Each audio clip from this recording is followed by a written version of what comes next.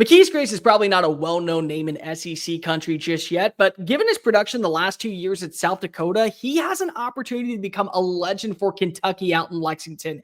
And he reminds me a lot of another former FCS player that made the jump to the P4 level, eventually became an All-American and a future first-round pick. So let's talk about the move. Welcome on into SEC Unfiltered. It's Cole Thompson here. And today we grade Mckade Grace leaving South Dakota and headed down to Kentucky. Real quickly, make sure that you like the video, hit the ring notification, and subscribe to the channel because we talk college football every single day. Download the podcast version of the show wherever you get your podcast listening systems. Follow us on the socials. The link is in the description. Follow me at Mr. Cole Thompson and check out all of our great work found at SECUnfiltered.com. This episode is brought to you by our friends over at GameTime. Download the GameTime app and use the promo code SECU for $20 off your first purchase. $20 off when you go to the GameTime app for tickets on college basketball, college baseball, the NFL, the NBA, the NHL, whatever you see fit. Go to GameTime, promo code SECU for $20 off at sign up.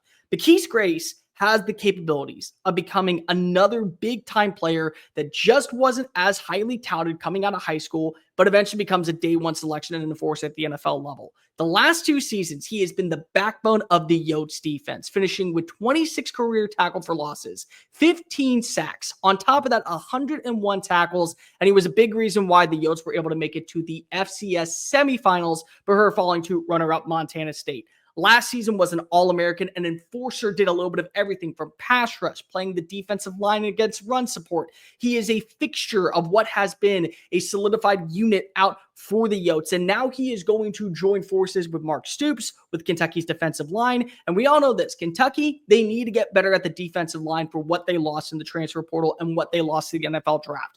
No more Deion Walker. You're losing Pop Dumas Johnson. You're going to lose a ton of other talents. So when you look at this Kentucky team, they had a stockpile defensive talent, and they've done a good job so far.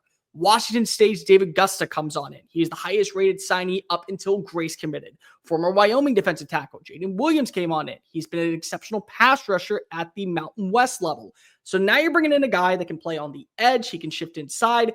And he reminds me a lot of Jared Verse. So Jared Verse, when he came out of Albany, everyone had already marked him. He was a great Dane. He was a great player. And everyone in the ACC said, when he becomes available, we're making him an offer.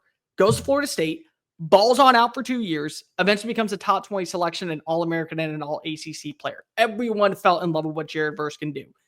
He was an FCS player. He developed properly. He went to the right system. He bettered his odds. And more importantly, as he grew and turned into the player that we now know, he became very rich in the process, which might be the reason what we see Mckade Grace do now out in Lexington working with Mark Stoops. The thing about Kentucky, they know how to turn out defensive linemen. They do it every single year, whether it be at pass rush, whether it be at linebacker, whether it be at defensive tackle. The list of names that Mark Stoops has produced to day one NFL talent is second to none.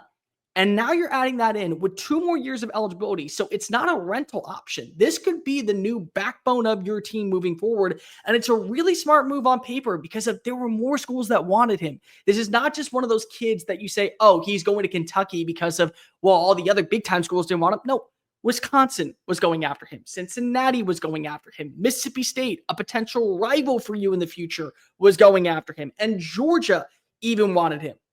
But Kentucky landed him.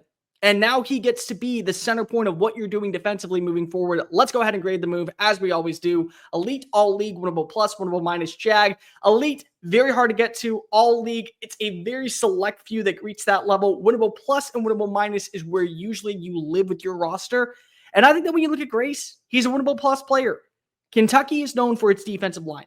Kentucky is known for pressuring quarterbacks into making mistakes. Kentucky is known for the ability to add in more volatility and more ferocious bite in the front 7.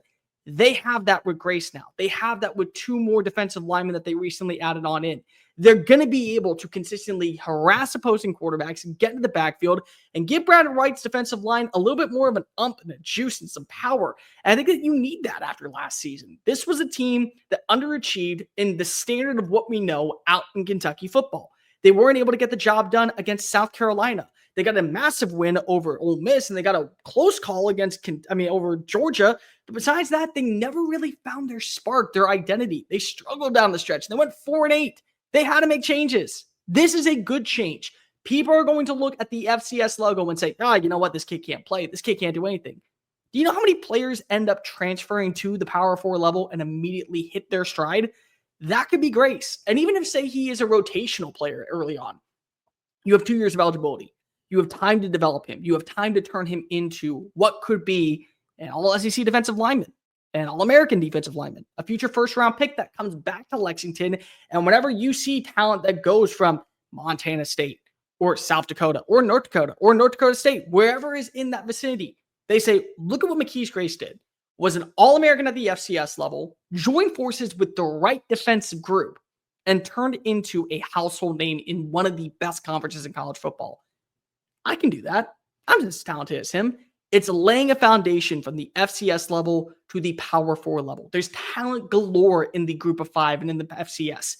And a guy like McKees Grace, he's going to show you why, even though he played at smaller competition, he was a big fish in a very tiny puddle. He's about to become a very solid fish in the ocean that we know as the SEC. It's a really smart move. It's a really good move on paper for Mark Stoops, for Brad White, for what this Lexington defensive line needs. And they want to get back to that big blue wall mentality. You got a dude that can be the anchor on the edge. So let me know in the comment section down below. What do you think of McKees Grace leaving South Dakota and heading on down to Lexington for 2024? Let me know in the comment section also, who do you think are the more sleeper picks in the SEC at this point? Like, review, hit subscribe. Make sure you're following us on all the social channels, TikTok, Facebook, Instagram, Twitter at SEC Unfiltered. Download the podcast version of the show wherever you get your podcast listening systems. And check out all of our great work found at secunfiltered.com. Until next time, folks, I am Cole Thompson. Big Blue Nation, you got yourself a Josh Allen's Hines type player. Peace.